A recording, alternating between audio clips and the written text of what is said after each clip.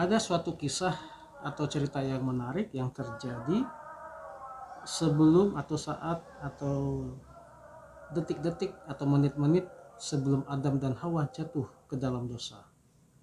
Yakni satu kisah di mana Adam dan Hawa diperhadapkan kepada suatu keadaan antara memilih ketaatan atau mengabaikannya. Tetapi sayangnya pada akhir cerita atau di akhir kisah itu diperlihatkan bahwa Adam dan Hawa gagal untuk memilih ketaatan dan jatuh ke dalam dosa. Nah, cerita ini diambil dari berbagai literatur versi orang Kristen, teolog-teolog orang Kristen, dan juga penafsir-penafsir versi orang Kristen. Nah, bagaimana cerita selengkapnya dari kisah itu? Ikuti terus video ini sampai selesai.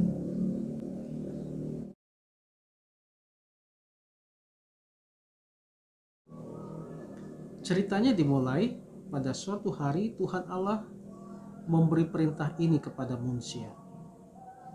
Semua pohon dalam taman ini boleh kau makan buahnya dengan bebas, tetapi pohon pengetahuan tentang yang baik dan yang jahat itu janganlah kau makan buahnya, sebab pada hari engkau memakannya pastilah engkau mati. Tetapi Hawa tidak melihat ada sesuatu penampilan pada buahnya yang menunjukkan adanya suatu ancaman kematian ataupun bahaya yang akan terjadi kepadanya. Hawa melihat buah itu menarik seperti yang lainnya, dan oleh karena itu Hawa berpikir, kerugian apa yang dapat ditimbulkan dari buah itu? Mengapa yang ini dilarangkan sedangkan yang lain tidak? Atau kalaupun tidak ada sesuatu pada buah itu yang lebih menarik daripada yang lain, namun buah itu lebih diinginkan karena dilarang. Hawa melihat dan membayangkan ada lebih banyak kebajikan pada pohon itu daripada pohon buah itu daripada yang lain. Sehingga bukan hanya perlu ditakuti, tetapi juga menarik hati. Karena memberi pengertian dalam hal ini buah itu lebih unggul daripada buah pada pohon lainnya. Nah, ada suatu penafsiran dari seorang penafsir yang mengatakan perempuan itu melihat, atau frasa Hawa itu melihat, artinya Hawa mengerti dan memahami apa yang sudah dikatakan oleh iblis itu atau ular itu kepadanya.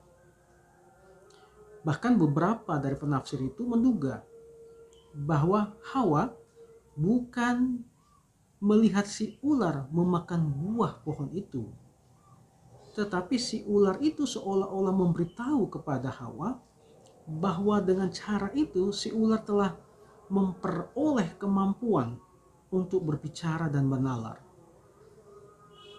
Maksudnya, dengan memakan buah itu, si ular atau iblis itu seolah-olah memberitahu kepada ular bahwa dengan memakan buah itu si ular memperoleh kemampuan untuk berbicara dan bernalar.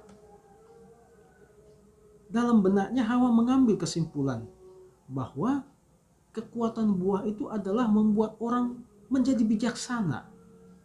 Dan jika buah itu telah membuat seekor makhluk yang buas menjadi berakal budi, mengapa tidak mungkin buah itu pun akan membuat makhluk berakal budi menjadi seperti Allah? Nah, setelah Adam dan Hawa memakan buah itu, terbukalah mata mereka berdua dan hati mereka terpukul karena apa yang telah mereka lakukan. Mereka mengerti telah jatuh dari keabadian menjadi kesengsaraan. Adam dan Hawa tertipu bahwa apa yang mereka alami tidak seperti apa yang mereka duga-duga atau yang mereka harapkan akan terjadi kepada mereka.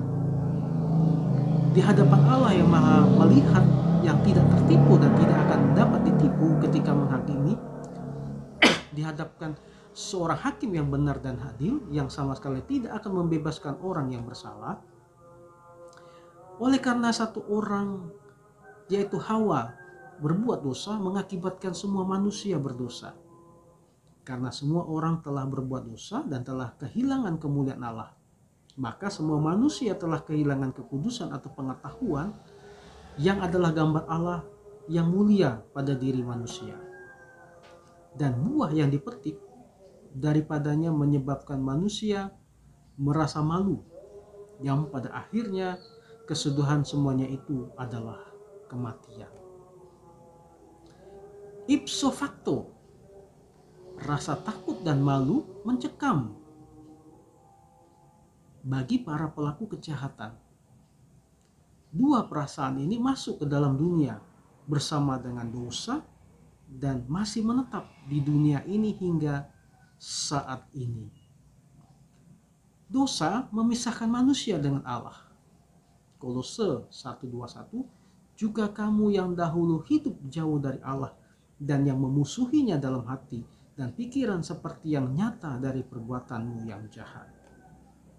Sebab itu hendaklah dosa jangan berkuasa lagi di dalam tubuh kita yang fana, supaya kita jangan lagi menuruti keinginannya dan menyerahkan tubuh kita kepada dosa untuk dipakai sebagai senjata kelaliman. Hukum dalam hal ini hukum Taurat yang mendakwa dan menjatuhkan hukuman kepada manusia tidak akan pernah dapat membenarkan manusia. Hukum itu adalah peraturan yang kaku, sebuah rectum yang index sui et obliqui, artinya yang menunjukkan mana yang benar dan yang salah. Hukum itu tidak dapat dipakai untuk membenarkan manusia di hadapan Allah, karena kebejatan yang masih tinggal di dalam sifat manusia selama-lamanya akan menghalangi untuk dibenarkan melalui perbuatan manusia itu sendiri. Quod erat demonstrandum, manusia dibenarkan karena iman dan bukan karena ia melakukan hukum Taurat.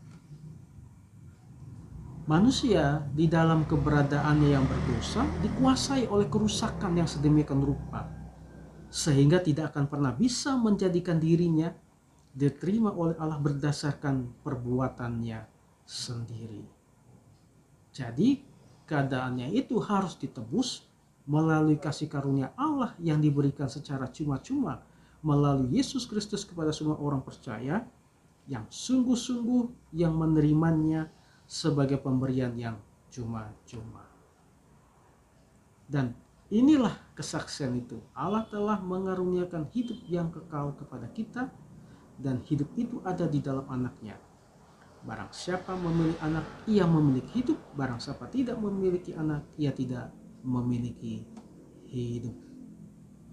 Ada jalan lain yang dibukakan bagi kita tanpa melalui hukum Taurat, dan ini disebut sebagai kebenaran Allah, yaitu bahwa Dia menetapkan, menyediakan dan menerima orang berdosa. Lihat, aku berdiri di muka pintu dan mengetok. Jikalau ada orang yang mendengar suaraku dan membukakan pintu, aku akan mendapatkannya dan aku akan makan bersama-sama dengan dia dan ia bersama-sama dengan aku. Epipantastos penteuntas, Injil itu diberikan kepada semua orang yang percaya. Ketika mereka percaya, mereka mendapat bagian di dalam kerajaan Allah dan berhak atas semua manfaat dan keistimewaannya.